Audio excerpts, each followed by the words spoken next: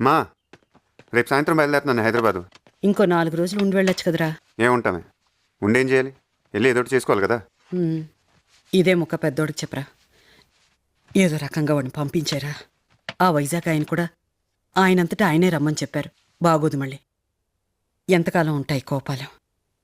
ఏదో నీది నువ్వు చూసుకోవడం కాకుండా వాడికి గట్టిగా చెప్పి పంపించారా. అదేదో నువ్వే చెప్పొచ్చుగా.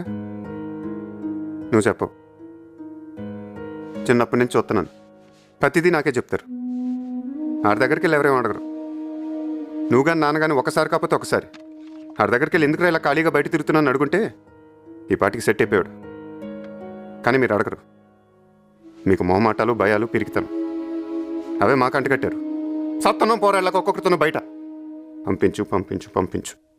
ఏంట్రా ఏంటి నీ ఇష్టం వచ్చినట్టు మాట్లాడుతున్నావు. నా పెద్ద కొడుకు అంతే. వాడి చేత కాదు. నీలాగా అందరితో వాడు కలిసిపోలేడు. వాడి